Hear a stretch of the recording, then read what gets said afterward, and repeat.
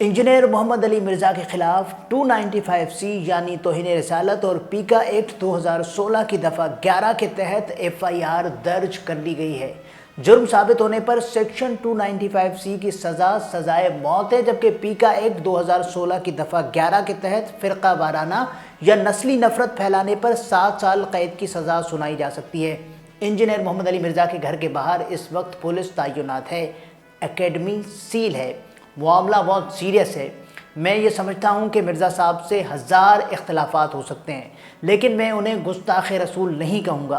वो ख़ुद दीन का पैगाम जगह जगह फैलाने के दाई हैं। हाँ, ये ज़रूर है कि लफ्ज़ों की अदायगी में उनको एहतियात बरतनी चाहिए थी। हमारे मुल्क में तौहीन मज़हब के सर्टिफिकेट्स बांटना बहुत आसान है। मिर्ज़ा साहब पहले भी जेल जा चुके हैं, उन पर कातिलाना हमला भी हो चुका है। इस बार उन पर इल्ज़ाम यह है कि उन्होंने अपनी वीडियो में नबी करीम सल्लल्लाहु अलैहि वसल्लम से मुताल्लिक़ एक गलत तशरीह बयान की है।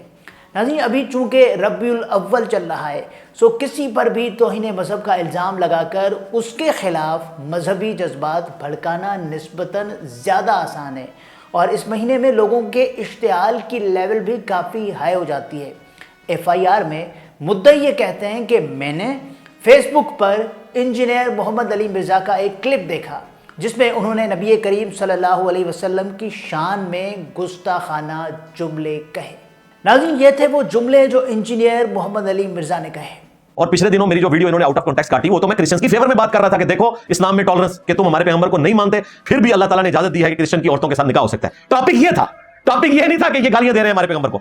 और उसमें मैंने जुमला बोला कि क्रिश्चियंस हमारे पैगंबर को नाउज़ बिल्लाह दज्जाल समझते हैं। कहते हैं नहीं, मैंने बोला कहेंगे तो उनके साथ क्या होगी। इन जुमलों के बाद खबर आई कि उनको maintenance of public order ordinance के तहत हिरासत में लिया गया है। स्टार्ट में कहा गया कि इंजीनियर मोहम्मद अली मिर्ज़ा नक्शे अमन के खदशे के पेश नज़र पुलिस की तहवील में हैं। कहा यह भी जा रहा है कि इंजीनियर मोहम्मद अली मिर्ज़ा की वीडियो वायरल होने के बाद जहलम के मुख्तलिफ उलमा कराम जहलम पुलिस से मिले, उनको अपने तहफ़्फ़ुज़ात से आगाह किया, जिसके बाद ये कार्रवाई अमल में लाई गई, यानी उनको हिरासत में लिया गया।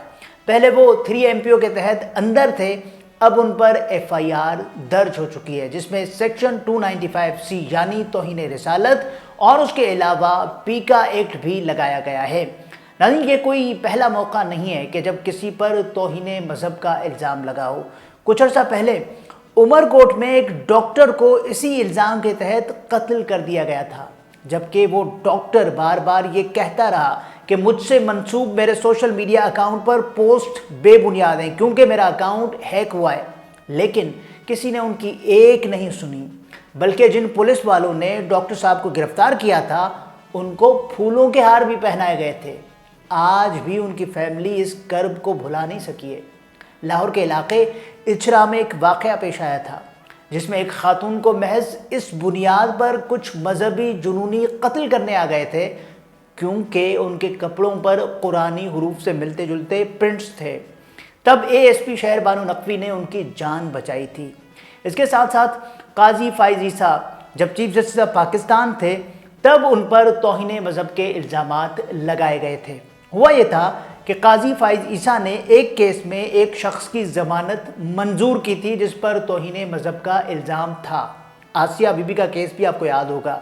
जब इमरान खान के दौरे हुकूमत में सुप्रीम कोर्ट ऑफ पाकिस्तान के एक बेंच ने उन्हें तौहीन मज़हब के इल्ज़ामात से बरी कर दिया था, तब मरहूम खादिम रिजवी ने बरियत का फैसला सुनाने वाले जजेस के ख़िलाफ़ इश्तिआल अंगेज़ जुमले कहे थे। फिर इमरान खान को उसी रात PTV पर लाइव आना पड़ा था क्योंकि मुल्क में उस वक्त खादिम रिजवी की बहुत फॉलोइंग थी।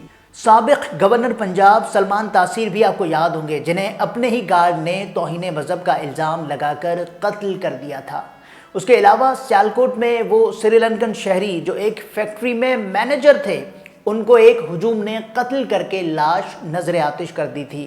उसके साथ साथ सानह जड़ांवाला जब तौहीन मज़हब के इल्ज़ाम में मसीही बिरादरी की कई बस्तियां जला दी गई थी। ये सब केसेस हमारा पास्ट हैं। ये एक ऐसी भयानक तारीख़ है जो हमें ये बताती है कि इस मुल्क में किसी पर भी तौहीन मज़हब का इल्ज़ाम लगाकर उनकी जान लेना आसान है। लिहाजा जो काम रियासत के तय करने का है वो उसे डिसाइड करने दें। میں انجینئر محمد علی مرزا کے بارے میں یہ کہوں گا کہ جملوں کی ادائیگی میں ان سے بد احتیاطی ضرور ہوئی ہے، لیکن وہ توہین مذہب کے مرتکب نہیں ہو سکتے۔